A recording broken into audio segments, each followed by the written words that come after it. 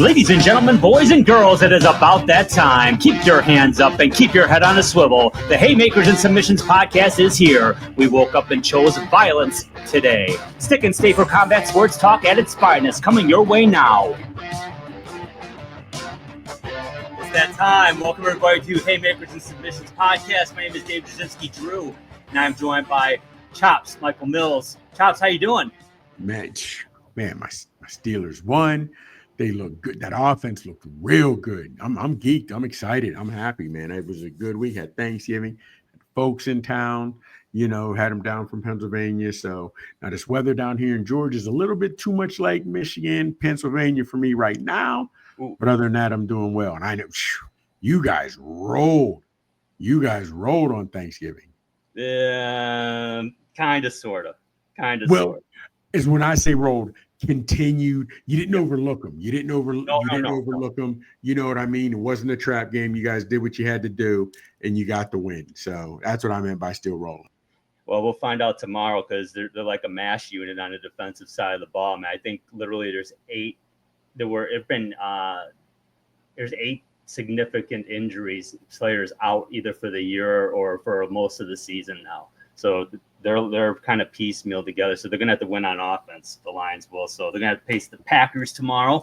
We're looking forward to that one. you guys are. You guys are a mash unit, man. You really are. So if they can beat the Packers tomorrow, I mean, look out. Because they're going to get healthier. They're going to get a couple guys back at the end of the year. So if they can just hold serve now. But we'll see what happins. Real quick, I'll be honest with you, man. I hate to say this. It's easy because it's not me. You guys are, you're in the playoffs. You're going to have, top seed. So it's weird because you're in college football, you want your team to go undefeated. You'd like to see the perfect season in pros, but it's only happened once, and there's a reason for that. Mm-hmm. You'd rather if to go 16-1 and win the Super Bowl would be a beautiful thing. But if you're going to have something get down, if there's going to be another loss, again, you want the game, but it's not even a short week for you guys because you had from Thursday to Thursday to get ready. Yeah. Now, I don't know how those teams take the next day or two after Thanksgiving to prepare because it's not like you played on Sunday, then however they do the rest of the week. So I'd imagine the holiday messed it up a little bit. But, yeah, because of that mash unit you guys have there, it's going to be tricky. It's going to be tricky. Yeah, no question about it. So we'll see. But, yeah, I mean, it's before we get into it, it's weird as a Lions fan, you always just hope you make the playoffs. That was always just a hope. And, we talk about, is this a must-win game? A lot of Lions fans are like, no, it's okay. It's like, you want to win the Super Bowl or don't you? Yeah. And you know what, though, man? And it's funny where you guys came from. And I don't even say where you guys came from because I know how the rest of the world, the rest of the football world, clowned Dan Campbell when he got hired at his speech. Oh, yeah. We're going to bite knees and we're going to fight and come up. Everybody clowned him. Even I did.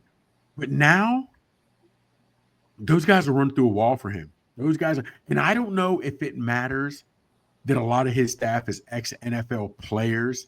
They don't take excuses.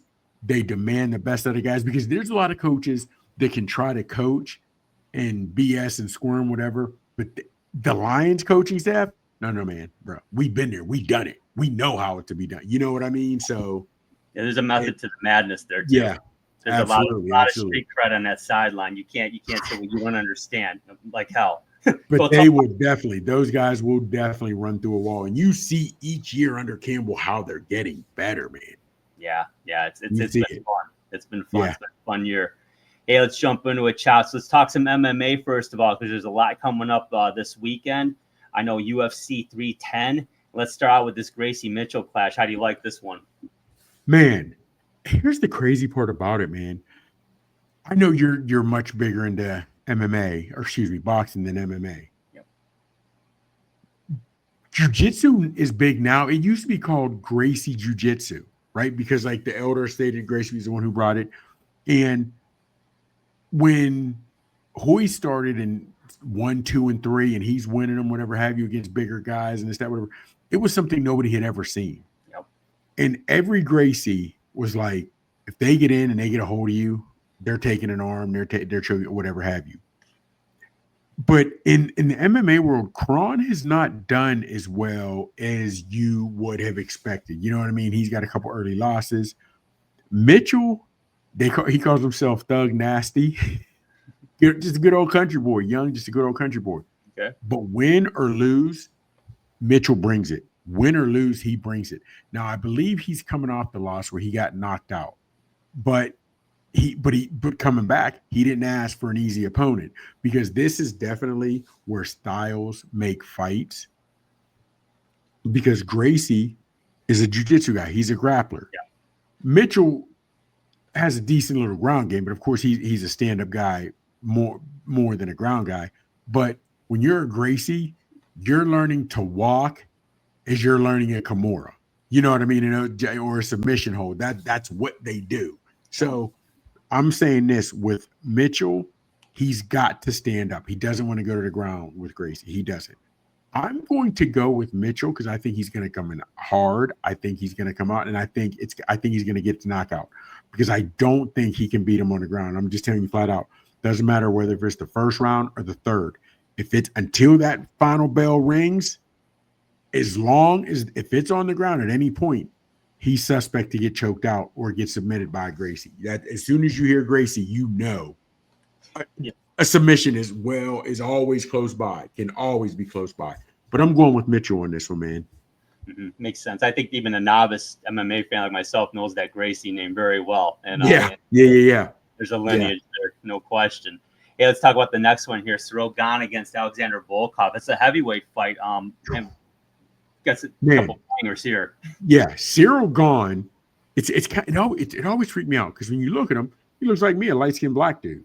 But as soon as you hear him talk, he's from France. So it threw me. You know what I mean? When I first heard him years ago talk, it threw me. Ciryl Gane has he's more athletic than Volkov. Volkov is 6'7", 240. That is a long, lean heavyweight, right? 6'7". But he's got length. Only problem is where if I were to put you in front of a bag and throw punches, you're going to throw punches. You're even going to keep that elbow in tight if you're throwing a hook. MMA guys throw wider punches. So he throws the loop and punches, whatever have you. I'll be surprised if this goes the distance. I really will be. Mm-hmm. Believe it or not, man, I'm going to go with Ciryl Gane. I'm going to go with Ciryl Gane. Now, Gane, he's won since he lost the belt to John Jones. He has had a fight since he lost the belt to John Jones. Mm-hmm. Alexandre Volkov, I think, is on a 2 or 3 fight win streak. So they're both coming in with some momentum. But this entire main card is small guys, except for these two. You know what I mean? It's not like 2 or 3 heavyweights, a light heavy and a heavy. It's like everything's middleweight or smaller except these guys. So everybody likes seeing the heavyweights. There's leather's going to fly. I'll be surprised if it really goes the distance. I'll be surprised. I'm going to go with Ciryl Gane.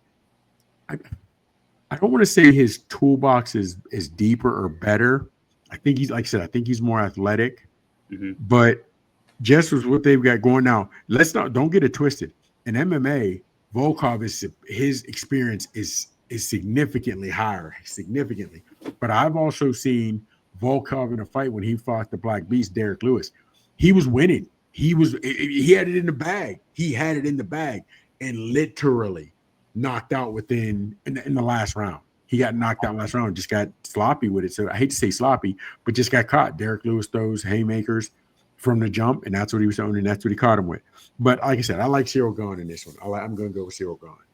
That makes sense. Yeah, let's talk about the Garry Rakhmonov matchup. This is a welterweight fight here.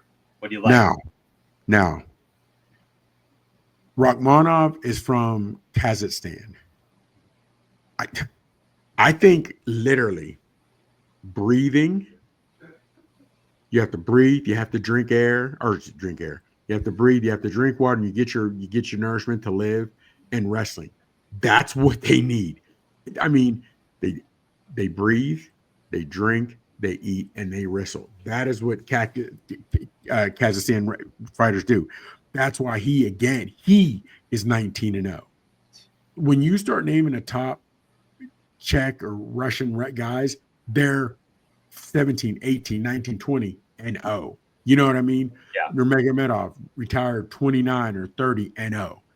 So in this one is going to be, like I said, with Mitchell and Kron, Gracie, it's a battle of two opposite styles. Garry knows some ground. He's nowhere on the level of a wrestler as Rakhmonov. Nowhere near that. Nowhere near that, right? So, having said that, this how it is. If Garry can stand up, if he can, he's got to make sure he's got to be on his horse, but his sprawl game has to be good. He's got to be able to sprawl. If he can sprawl, I'm not even going to say deter Rakhmonov, because I don't know if you can. That all they do is wrestle and wrestle and wrestle, and they'll shoot on you and shoot on you and shoot on you. He'll keep shooting until his heart explodes, and he'll have one more shot. I mean, it's going to be bad. It's going to be rough. He's going to bring it to him. They're going to fight. Garry's, how can I say this? His gas tank will be tested. It will be tested. If he doesn't get the early knockout, Rakhmonov will drag him into the deep waters and at a fast pace the entire time. You know what I mean? So, having said that, I'm going to go with Rakhmonov. Garry is nice. He's exciting. He's super exciting. He's a young cat. He loves to throw punches and bunches. He likes to get the knockout. He's one of those guys who stand in the ring after the fight and scream to the crowd, "Are you not entertained?" He brings it. I'll give you that. He brings it. But there's levels to this, man. And when you can wrestle, you can dictate where the fight goes. You can take it down at any time. And Rakhmonov is better than a lot of these other cats that do it. So you always have to give Garry, he's training, he's in camp, he's doing what he needs to do, and he's preparing. So he's got a shot. I'm still going to go with Rakhmonov. I'm just going to go with Rakhmonov because of his wrestling. He can dictate where the fight goes, and he's so good with it. His wrestling is top notch. So I'm going to go with Rakhmonov. That makes sense. I mean, the level of endurance to box is one thing. To wrestle, it is another level. It is another level. No question about that. Man, so, yeah. It's interesting.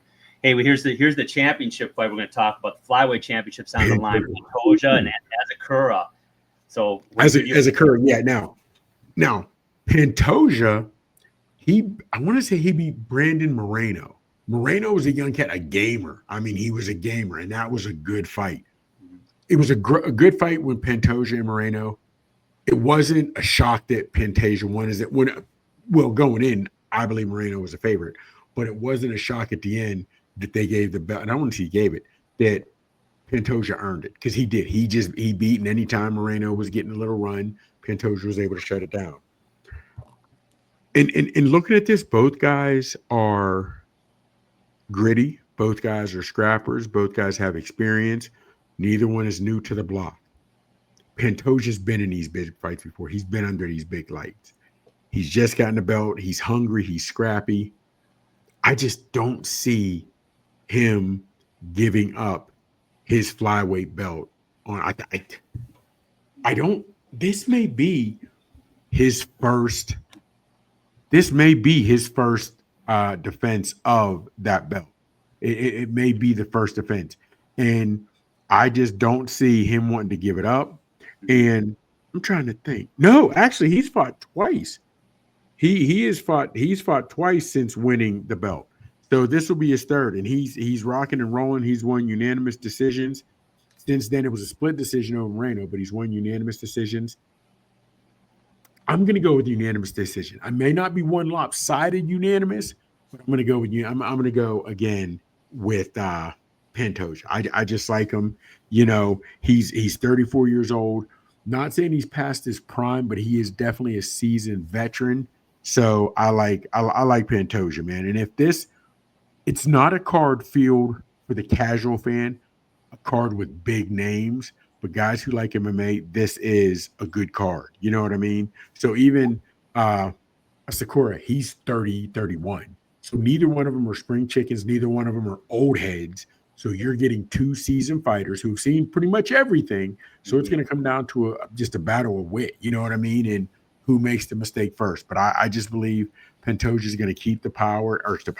He's going to keep the pressure.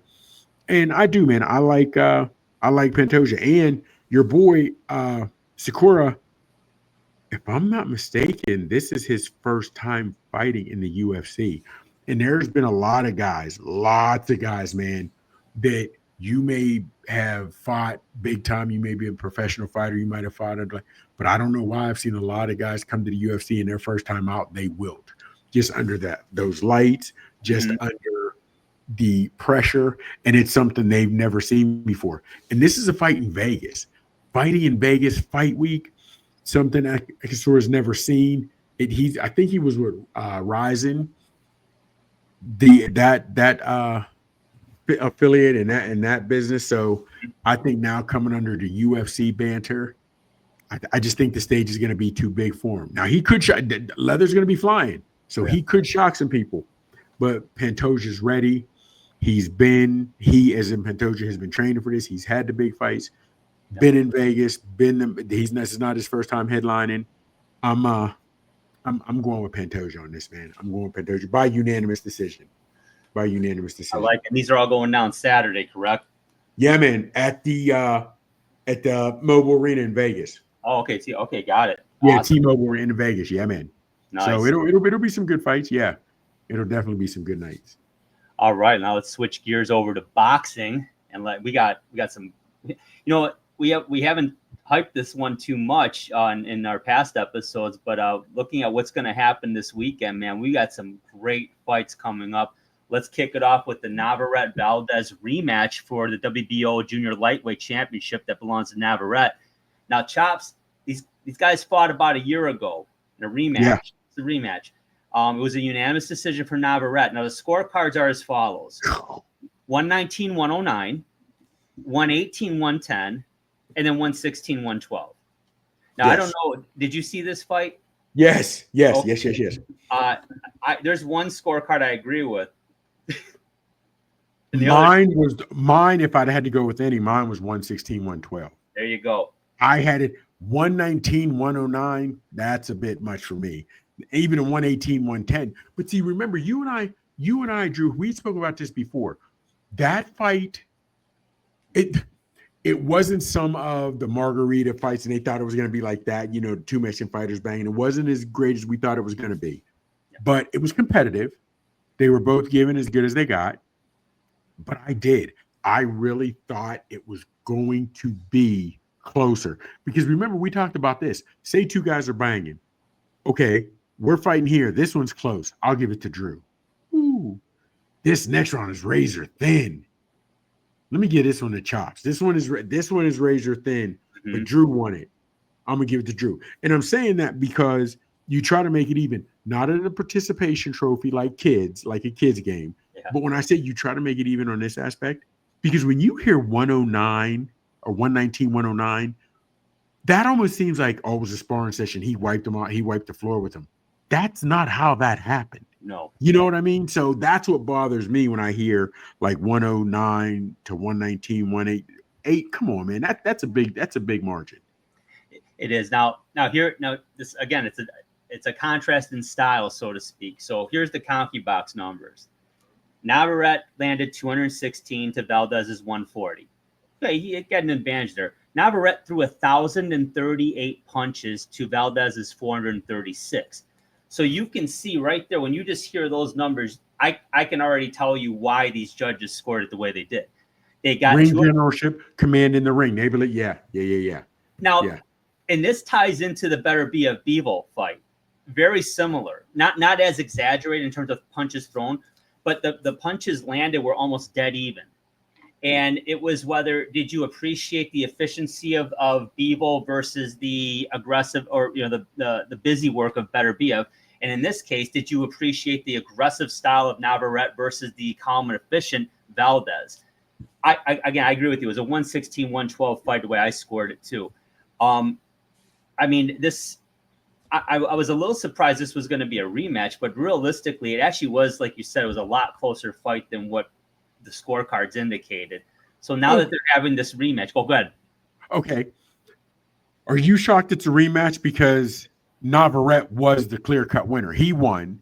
He didn't wipe the floor with him, but he was the clear-cut winner. Yeah. So are you surprised it's a rematch?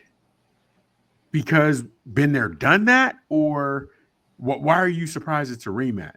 I was surprised it's a rematch because it was a lopsided win on the cards, even though to the eye test it wasn't lopsided. So again, and then Navarrete was the champion. It's not like he won a split decision or a majority decision where it was a little controversy. And it's like, okay, we need to run this back.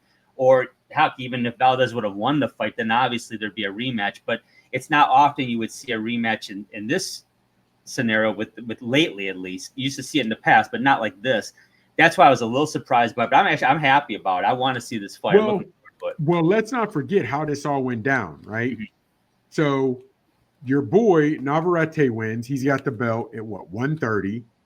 So he goes and he beat Liam Wilson for the belt to get the 130 belt. So he then says, screw it, I'm going to jump up to fight Baranchek at 135. He didn't vacate his belt at the WBA. He didn't vacate the belt at 130. He just wanted to fight up to be a two-time, simultaneous two-time belt holder. Okay, nothing wrong with that. Yo, we all got dreams. Cool. Didn't work out that way. So now he came back down. So my thing is, and Navarrete, he's looked like in Baranchek, maybe just wasn't his night. You know what I mean? Yeah. But because they've both been champs, now you're coming back down to 130. Do you need to establish your dominance? You know what I'm saying? And to be honest with you, you could have found possibly another real interesting fight at 130, but I'm happy with this. I really am. You know what I'm saying? So I'm glad they're giving him Valdez a rematch because, again, 119, 109, you weren't beat like that. And he held a belt, you held a belt. Hey, let's run it back, man. Let's really see who's talking, who's down for it. You know what I mean? Yeah, no, I agree, and I'm like I said, I'm looking forward to this fight. How do you see this one shaking out? Okay, so what do we got? The styles are ideal. They're ideal. I'm in front. Navarrete is going to say, I'm putting my line on this toe. You put your line on that toe. Let's throw leather. Let's throw leather. What do we got? Navarrete is 38, 2-1 with like 30, 31 knockouts. Yeah. You got Valdez 32-2 with 24 KOs. Only a 4-year difference. You know, Valdez is, I don't want to call him long in the tooth because he's only 34 or 33. You know what I'm saying? But he's been battling. But again, on the same token, Navarrete 31 and he's had 40 fights. You know what I mean? So technically, Navarrete, the younger guy, has had more fights. You know what I mean? So I'm interested in the way this goes. So, and as of right now, when I had last seen it, Navarrete was a minus 275 favorite. Okay, he was a minus 275 favorite. And your boy Valdez was a plus 200 underdog. Mm-hmm. I'm not gonna lie to you, man. I was sort of surprised. Those are pretty big numbers. That's not in the Valdez fight, Valdez Navarrete. For Valdez, that was 3 fights ago. He's a different fighter now. I'm surprised, man. I really am surprised he's that much of an underdog. We'll see, but I'll be honest with you. I was surprised, and I love the way the styles make out for this fight. Again, it's not going to be one of the great Mexican traditions that we've ever seen, but it will be interesting enough to watch. To me, yeah. I just looked up the odds currently. Navarrete's still a minus 250 to a plus 200 for Valdez, so he's a favorite, no question. Not an overwhelming favorite, a favorite certainly. But your boy's a plus 200 underdog. I'm shocked at that, man. I really am. I'm shocked at that. I am. I'm not gonna lie to you, Drew. I'm shocked at that one. But we'll see. How do you see it shaking out?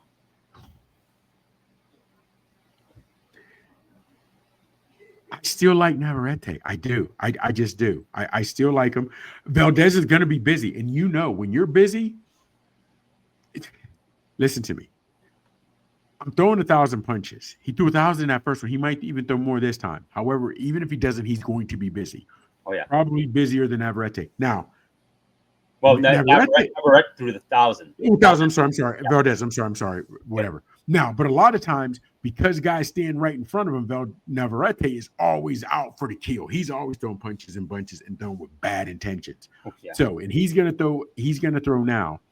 But I'm interested to see if Valdez changes his offense a little bit, get his head off the line, get his feet and move a little bit to where make him miss. And I know you made him miss because the numbers on Connect were about the same, the same punches landed. But this is 3 fights. That was 3 fights ago for Valdez. And I do think Valdez will be a different fighter. But I think Navarrete, whatever, after he realizes I went up, I got upset by Baranchek. He was the favorite. Navarrete was the favorite. Didn't go out, didn't work and shake out the way that he thought it was. So I think he's coming back down, man, to show Valdez and everybody I'm not done yet. I'm not done yet. Yeah, and I see it that way too. Valdez has to get busier. I mean, because you got to look. I'm no doubt he's watched the fight 150 times. He knows what he needs to do differently. Yes, and I wouldn't say drastic, but I think Navarrete has a 2-inch height advantage, about a 6-inch reach advantage. So he's got the length, and like you said, he throws punches in bunches, but he also throws them at crazy ass angles. I mean, they're coming from everywhere, so you got to be really careful with him. But he also leaves himself vulnerable in that regard. So if Valdez is to win this fight, to me, he's got to do work inside. He's gonna have to get inside and go to the body, and then do some more work. And you do realize, if you put your thinking cap on, because you might not have thought about this. Mm-hmm. Navarrete's last win was in August of last year against Valdez. Mm-hmm. He had a draw against Sensei. Remember that fight? A lot of us overlook it. He had a draw, and then he lost when he stepped up to Baranchek, which sort of your last fight with Sensei, and Sensei makes I don't want to call him a journeyman, but he makes everybody look bad. He makes everybody look human, should I say? You know what I mean? He's a 36-year-old Wiley veteran. He makes everybody look human. Having said that, you don't even get the win, let alone look impressive against Sensei Sao. You move up. So you moved up, you got what you wanted, but you didn't get what you didn't want what you got, because you got the loss. So he's come back down to 130. And maybe his team, maybe he realizes, you know what? Let's get in this 130. Let's truly start to dominate. Let's truly start. Because if you think about it, he's at 130. Tank's at 130. You hear Tank's name. You hear Zepeda's name. You're hearing Shakur's name. You and I are big fans of Keyshawn. You and I are big friends of Abdullah Mason. You know what I mean? And some of these upcomers. Mm-hmm. We like Navarrete because we like Navarrete, but we're not hearing his name thrown into the mix with a lot of. I don't understand why. 32-2. I have a theory. You're not good. I'd love to hear it. He's dangerous. He's a wild card. He's okay. So you think? But here's the thing, though. We knew. And the whole boxing community knew that your boy Crawford was being ducked.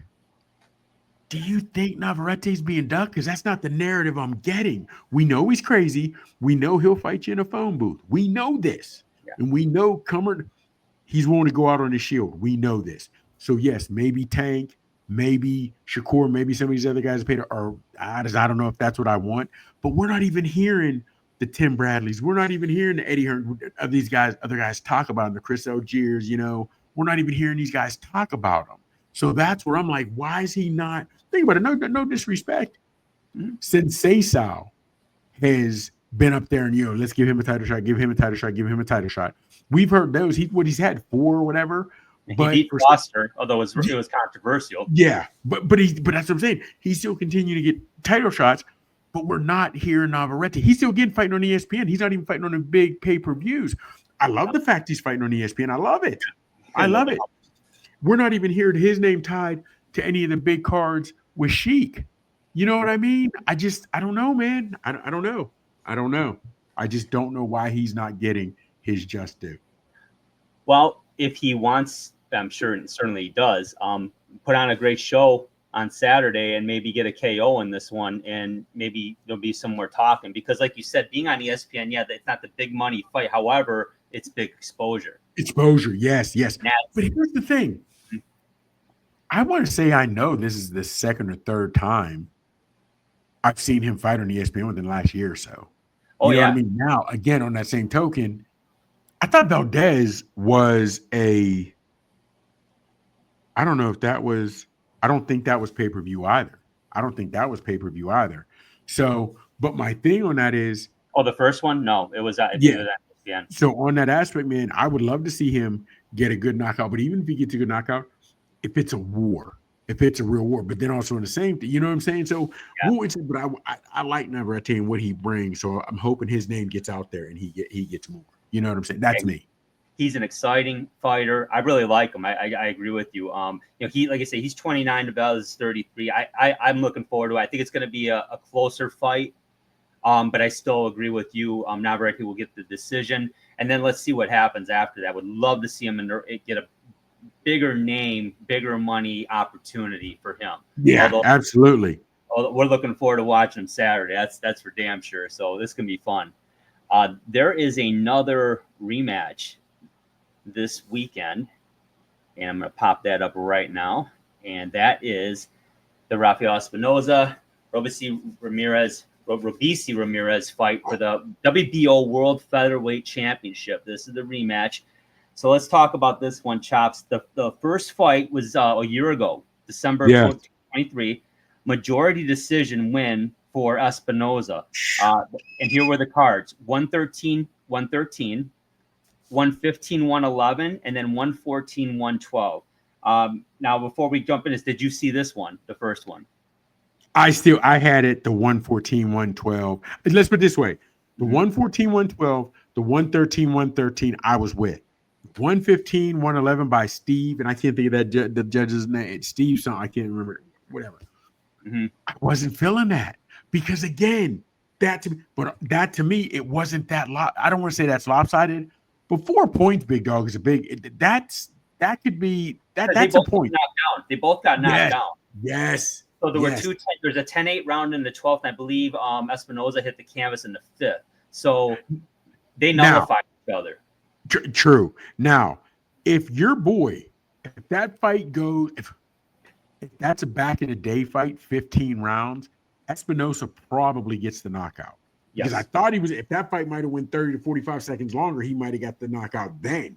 You know what I'm saying? So I didn't have a problem with Espinoza getting a win. Not at all. No. Like I said, I had it closer to 113 or 114, 112, not 115, 111. I wasn't feeling, not me.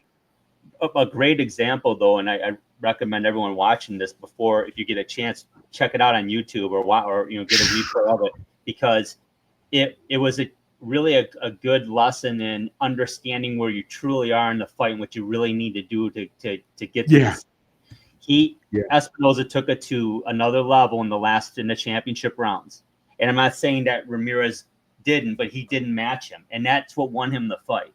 Well, here's also the thing, right? Here's also the thing. Espinoza, they're about the same age. However, Ramirez is 14-2. Espinoza is what, 25-0? Espinoza is, and your boy Ramirez, he is a two-time Olympic champion, 2016 and 12, I believe. Yeah, gold medalist. Yes, gold medalist. So he started late. You know what I mean? Because he won that extra 4 years training for the Olympics. So great. And that's, you're great. Two-time Olympic, great. I get that. But to me, honestly, it sort of came down to experience, digging deep and taking it to that other level. And that's when Espinoza dropped it and got that other level to get grimy and your boy Robeisy just couldn't match it. He just couldn't match it. But he gave as good as he got. He gave as good as he got, and that decision was razor thin. You know what I mean? It was razor thin, and I'm looking forward to this one. The fact that it was a rematch, I'm glad it was a rematch. I'm glad Navarrete and Valdez, real quick, going back to that one as a rematch. I just wish that would have been a follow-up. A little happened a little sooner, but hey, it happens. And so now we'll see if, but that fighter grew. Let's see how these fighters have grown and what's the difference. Now, again, real quick, and just before you say your piece, Espinoza is what, 6-7 inches taller than Robeisy Ramirez? That's big dog. That is tall. That's tall. 6'1" to 5'6". Yes, that's tall. And then his jab, and what does he have? Almost a 10-inch reach advantage. Now, again, you It's know how I feel about it's that reach yeah, advantage. it's 6 inches. So, but it's Okay. significant. Okay, yeah, okay. So, but you know how I feel about the reach advantage. Man, that's crazy. It's only 6 inches. Mm-hmm. Hold on. We talking about their height or their reach advantage? Reach. It's a Wow. 74 to 68 inch Are reach you advantage. serious? I'm serious for Espinoza. Yep. And he's 7 inches taller. Yep. Wow. Okay. And then Now I Ramirez is a understand. southpaw Now, too. I'm sorry. Ramirez is a southpaw too. Yes. Now I do understand Ramirez is thicker. So that thick to wide chest will give him a but that I still thought it was more than 6 inches. But that's neither here nor there. Mhm. With his height, and it was a razor thin fight the first time. Now I'd like to see, I would love to have seen behind closed doors Ramirez training camp. Did you bring in a lot of 6'2", 6'3" guys, 6'1" that could work the jab? How do you get in? Better You have. know what I mean? When you're in, work the body. You got to dig that body. You have to dig that body. Because to be honest with you, I think that'll be the key to this match for Robeisy. You have to go to work on that body early and often. Because it's there. It's there. Don't headhunt. It's there. And exactly. When you're thinking about, if I'm in the left hand, the southpaw stance, that right's coming. He's got to be able to duck down and be able to Yes. hit that liver shot, man. Counter with that liver shot. He's got to be able to do that. Yes. You have to make him pay. But see, and again, styles make fights. You know what I mean? And real quick, even before I get to that, but we know Ramirez now. Again, the height different is it's different. But we know Ramirez has skills. Like I said, 2-time Olympic gold medalist, and he technically is the last guy to beat Shakur. He's the last guy to beat Shakur, right? So we get that. And why I also say you have to work the body. Espinoza has a gas tank for days. Man, he's got cardio. He'll throw at you and run and go at you at the 12th like he did in the first and second. So you've got to do what you can to sap some of that energy. We all know the best way to do it. Hit that body, Jack. Hit that body. Go to that body. You know what I mean? Definitely. It's the only way to nullify the reach and height advantage. It truly is. Ramirez cannot win this fight from the outside. He's got to get inside. He was able to do that in the first fight. I mean, he did damage. He did damage. Yes. Well, that was, and honestly, because he's just an awesomely skilled fighter. He just is. You know what I mean? He just really is. Because that height difference for anybody would be a monster. To deal with. So he was able to deal with that, right? Yeah. But what I want to see is, because they realized they've been in there with him and they realized it was our gas tank. I'm not saying it's our gas tank, but he started wearing down where Espinoza didn't. You know what I mean? And now you've had that, you've been there. So let's see where you are. And I know it's come down. We know it's always training camp and game plan, but this one is really, really, really going to be huge. This one is really going to be huge. And yes, he, as an Espinoza, could control it or help control it with the distance, with that long jab. But you and I know, because we've talked about it, a jab is all in timing. So if Robeisy can time that jab, and we know he has the skill set in the toolbox to do that, this could be just like it was again. And both fighters have grown. Both fighters are better now. You know what I'm saying? So I'm interested to see, one, will it be another razor thin? And what adjustments have been made? And this time, is it going to be, in steel, or will we hear and new? You know what I mean? So I'm interested. I'm interested to see how this one plays out. So I've got my thoughts on this. First of all, and we talked about what Ramirez needs to do to turn the tide. What Espinoza needs to do, he's got to try and. I think he's got to try and make sure that he takes advantage of his God-given physical ability, which he's gifted with. He's got that reach and height advantage. Use it to your advantage a little more. You've got to do that. I understand Ramirez is a very aggressive fighter. There's no question. So, but again, you keep eating a steady jab over 4 or 5 rounds, it's going to start to sting. Yes, and it'll change the way that you come in. So, and it's funny you said that, because I want to piggyback off what you said. Because as long as Espinoza pops that jab, you're good, you're good, you're good. Now, but also keep in mind, is you pop that jab, you must make Ramirez pay every time he wants to eat up some real estate and close the gap. Tell Ramirez, you're free to do that, but that's not free. There's a toll for that. There is a toll to be paid every time you got to try to come in. And you don't even have to swing away, swing hard, and try to, knock him out with every punch. Those short uppercuts. Michael Moore was great at those short uppercuts. You know what I mean? Those short punches. Just make them sting. Just touch them a few times. Let them realize, oh, I have to watch out for more than just the jab. You know what I mean? So, because, you said, how it is, man. The way we look at boxing, we say 80% from the neck above. You know what I mean? So you have to be smart enough to stick inside your game plan to do what you need to do. Yeah, absolutely. But as in Ramirez, now Espinoza has to be smart enough to realize and stick with his game plan. Don't try to knock him out. Don't get panicked when he comes in. He needs to come in because his arms are shorter. Just make him pay for it. Just touch him. Score points if the knockout comes, because it didn't come last time, but it would have come in the 12th round. Yeah. Don't try to rush it. Don't try to rush it, Espinoza, because you can get caught by a Robeisy. We know he has the skill set. So I say stay within yourself, fight your fight, and let it come. Let it come. But I'm expecting another razor thin fight, and I expect the fight to be better than the last time. Yeah, so who do you see taking this one? Man, I'm still going to go with Ramirez. Excuse me. I apologize. Okay. I'm going to go with Espinoza again. Okay. I do think Ramirez is the more skilled fighter, and I think we'll see adjustments in his game. And it's weird that you say that, because I know we always pick in these fights, but these boxing ones, these two really, because they're rematches and they were so close the last time, I was doing more on what happened the last time. What could they sort of do different this time?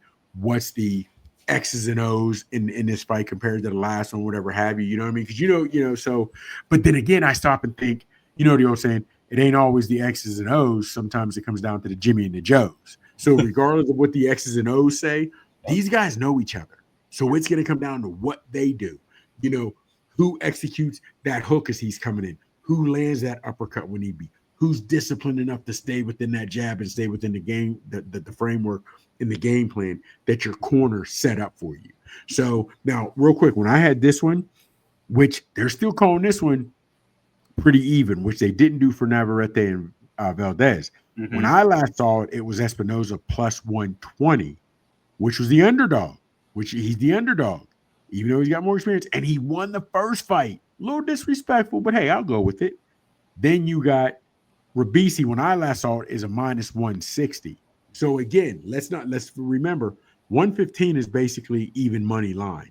So the fact that Espinoza is 120 says he's not really out of his league and he's not going to be embarrassed, but they're just, for some unknown reason, just giving a little bit more of a nod to Ramirez in this one. I'm going Espinoza again. I just like what he did, and if it goes deep into it, I think he can dig down. I think he can dig down and get it.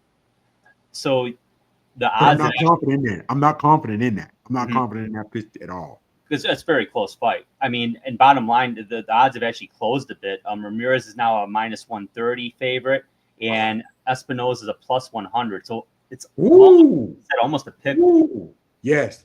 So you figure if you're a plus 100, that's better than being a plus 115. You know what I mean? Okay, all right. So you're right. It has closed a little bit, but it's like I said, anything can happen. Anything can happen. And I'm looking at, we just had the heavyweight fight where you hadn't seen the first one, but they battled. And then the guy come out, and I can't think who it was, man. And he just knocked him out in the second round. I can't remember who it was. They were heavy. Yeah. It was on. You know what I'm talking about? I do. Of course, I don't remember the names. Yes, exactly. Yeah, that was. So yeah, that was a nice fight. So both of these guys, Espinoza has the power. He has power, and he sets up with his length. He could hit you with something you don't see coming or you didn't expect, whatever. Robeisy has the talent. Somebody could get knocked out early. I don't see it being early, but anything, if you tell me this ends 7th, 8th round or later, I'm feeling that. I like Espinoza, but I'm not confident in it because I know Robeisy's skill set is like that. It's like that. I really like Espinoza's power. Okay. When you look at being undefeated, of course, but he has 21 knockouts in 25 fights, where Ramirez 9 knockouts in 16 fights. Yeah. So I do like his power a lot.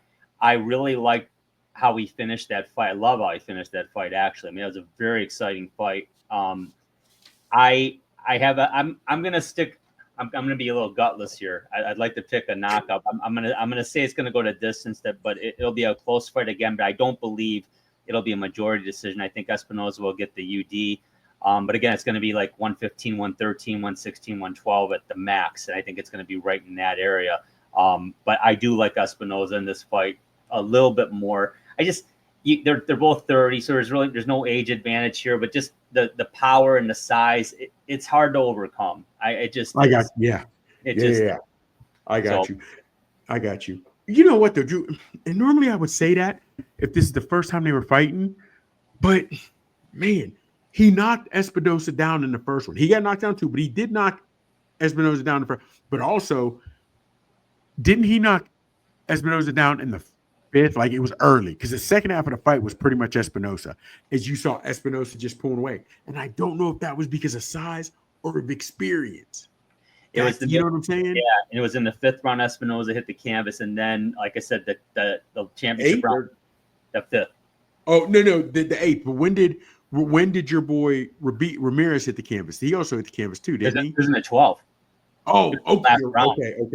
Yeah, I got you. It was, and that, to me, that's what swung the fight. I really do. At least on the 114, 112 card, that did swing the fight. That's the 2 points right there. That knockout in that round, that judge had that fight even going in. Which is crazy, because even though Ramirez had the knockdown, you're still saying it's even going into the 12th round. So I don't know how. I didn't see the whole card. It's just the final tally. I got you. Yeah. It was a good fight, man. It was. And I'm telling you what, both of the first two fights we talked about were rematches, so it's going to be a good one. Those rematch running back, they'll be good. They'll be good ones. So we got another one to talk about here before we wrap this up. Paro against Hitchins for the IBF World Junior Welterweight Championship. So 3 titles on the line in boxing this weekend. I love this. Let's talk. These guys, 25-0 Liam Paro, 15 KOs. He's the champion. Richardson Hitchins, 18-0 with 7 knockouts. Chops, gonna be a good fight. What do you like? How do you like this? Oh man, without question. Now, your boy Paro, he's hot, man. He's hot as a $2 pistol. He's got momentum on his side. You think about it. Figure, okay. He is, when he went into Puerto Rico. No, he was the underdog. Nobody thought that was going to happen, and got a unanimous decision against Matias. That was impressive, though. That was impressive. And he beat he KO'd Love, which that was nice, right? That was Bryce. You got so you figure he's coming off two KOs, because he also got Brock Jarvis. He got Jarvis. He beat Montana Love, KO'd him, and Matias. That fight. So he definitely is in Paro, is coming on. He's riding momentum. Okay.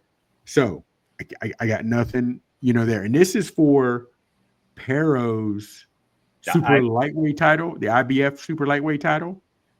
Junior Welt, super lightweight junior welterweight. Yep. Okay. Now, and the big dog. Now, here's my thing. Before we get into fighters and this, that, and the third, do you think he could possibly be overlooking Hitchins, because nobody expected him to beat Matias, and he's got momentum? And when I say overlooking him, do you think he's overlooking him and as in, you're not better than Matias? I beat Montana, I beat Love, this, whatever. I can take Hitchins. You know what I mean? It's possible. Admittedly, I haven't heard any interviews from him, so I don't have a feel for that in terms of the eye test. I got you. How he's speaking, but it's always a possibility. But to me, I mean, there's much bigger things ahead. If he can get an impressive win over an 18-0 Richardson Hitchins on ESPN, again, that may parlay into something better for him down the road, perhaps in his next fight. But I mean, they're close in age. Chops. I mean, Hitchins is a 1 inch height reach. Excuse me, height advantage, and it's 74 to 71 reach, so it's almost negligible there. So they're really even up in that regard. Paro is the southpaw, and Hitchins is the orthodox fighter. So tradition, yeah. Okay, I think I would think I'm gonna, as a professional, who's got 25 wins under his belt, I would hope he wouldn't be that foolish to overlook Hitchins. I know, but let's not forget. But you went into another man's country and you were an underdog and you made a great fighter. Now, here's the thing: different ways, but just hear me out. Just let me cook for a second. They are, I hate to say one-dimensional, but both Matthias and Hitchins are one-dimensional, but different ways. Matthias he's hard, he's gritty, but he's always coming at you. He's always coming at you. He's not coming with his head off a line. He's not cutting angles. He's not giving you different looks. You know where he's going to be at all times. Mm-hmm. Hitchins loves to work from the outside. He loves to work from the outside. He loves to, and again, and I don't know if that is because being such I hate to say a smaller guy, but 5'10" at 135, 140, that's pretty big. You know what I mean? For 5'10", that's pretty big. So maybe he feels with his height advantage with most fighters, that's why he can control the outside. And even when guys try to close the distance by 3 inches, Hitchins has no problem backing up 4 to 5 just to make sure he has that distance. You know what I'm saying? So, and he's one-dimensional because he will punish you with that jab all night long. He will punish you with that jab all night long. Every once in a while, he'll throw a hook. Every once in a while, he might throw an overhand, but he's coming back to the same spot. He's there with that jab. He's staying there with that disciplined jab. So he's one, I hate to say one-dimensional, but you know that's where he's going to be. You know what I mean? We know that's where he's going to be. Paro, he's I hate to say grimy with it, but he's active. He wants to come. He wants to bang. He wants to bang. So I'm interested to see who can bend the other man's will to theirs. Will Paro say, no, this is going to be a fight? Now, let's not forget, man, if Paro closes the distance, he's going to have to do work in close and tight. I don't know who's reffing the fight, but if the ref, even in UFC, there's certain refs that get involved a little too much. You've seen it in boxing. Sure. You know what I mean? And a lot of people, the dirty boxing. A lot of people don't like the dirty boxing.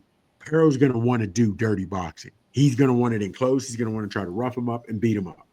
Will Hitchins allow it? Or will Hitchins make sure you're getting close, push away, cut off, turn the angle, turn the corner? Don't get caught amongst the ropes. Don't get caught in a corner. That's what I want to see. Yeah, that's a great point. In order for Hitchins to be successful, he's got to stay off the ropes, stay out of the corner, keep Paro at a distance. You're 100% right. I think the question I have, though, is does Hitchins have the power, and is that jab stiff enough to make Paro think a little bit before he tries to go inside? I think he's capable of it. I'm just not sure he's going to be able to do it. So, well, yeah, and your question leads to a two-part response. One, he's capable of throwing a jab and landing it all night.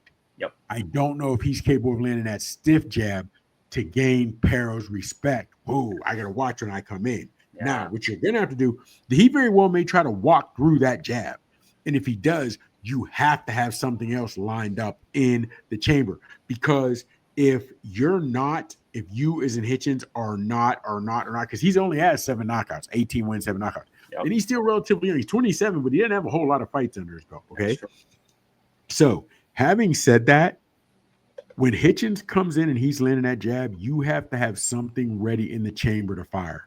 Because once he closes that distance, now you have to realize, is it a hook? Is it a hook to the head? Is it a hook to the body? Am I going to throw an overhand something? Am I going to try to catch him with the uppercut? You know what I mean? Because he as in Hitchins is going to have to realize, I'm not going to be able to keep this man off me all night with just the jab. I don't see it being done. Yeah, and when you look at the odds in this one, very, very close. Hold on, real quick. The last time I saw it, it was 114, minus 114 for Paro, because you're the champ, and Hitchins a minus 116. You can't get even more even than that. Now I don't know what it was. That's when I saw it about 8 to 10 days ago.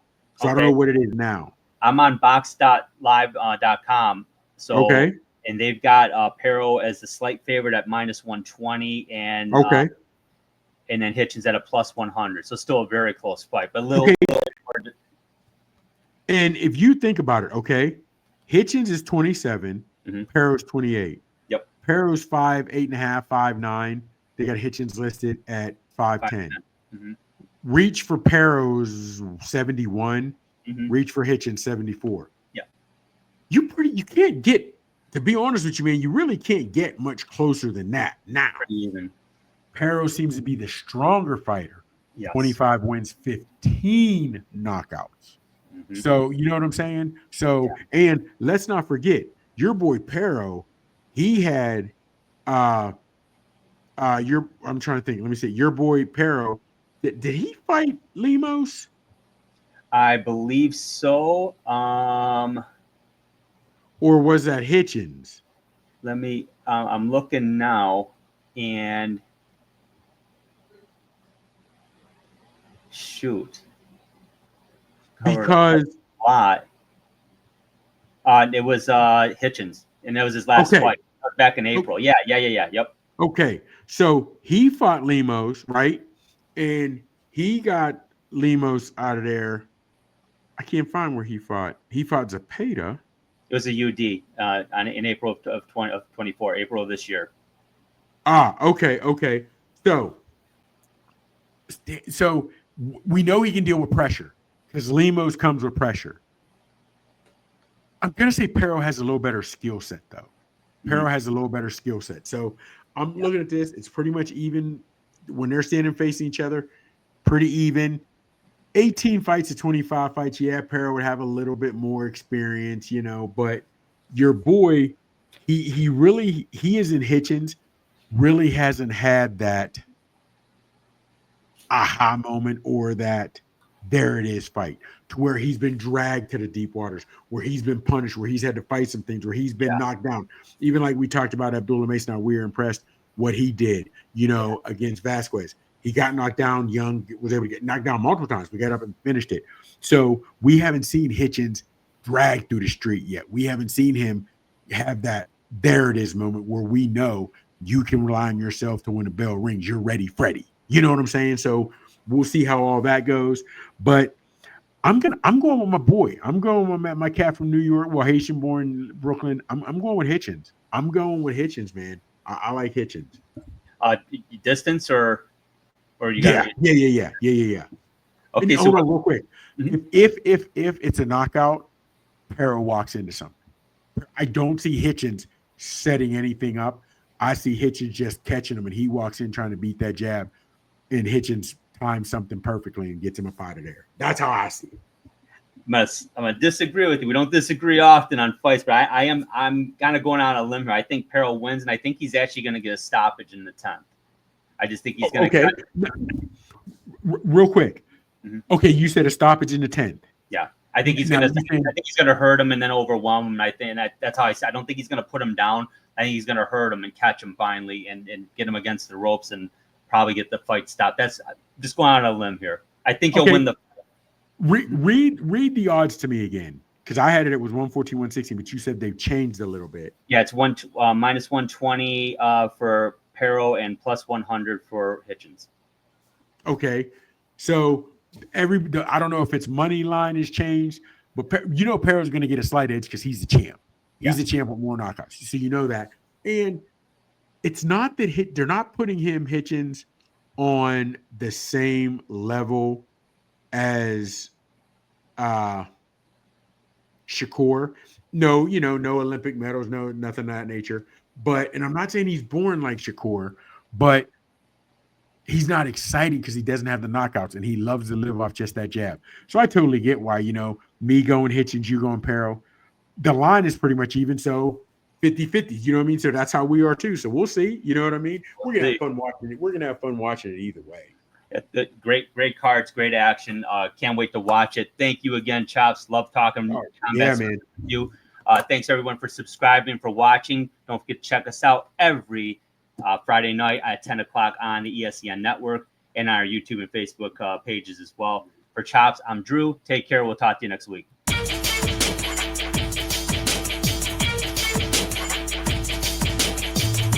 Thank you for watching the Haymakers and Submissions podcast. You can find us on the ESEN network on the Roku app every Friday night at 10 p.m. Eastern Standard Time beginning on October 4th, 2024. Check us out on Twitter X. Our handle is @HaySubPod, capital H, capital S, capital P. You can also subscribe to our YouTube channel so you don't miss a single episode. Just go to your web browser and type in www.youtube.com/@Haymakers and Submissions podcast, as we will drop content weekly. Whether it's boxing, MMA, or wrestling that gets you fired up, you'll get all you need right here at the Haymakers and Submissions podcast.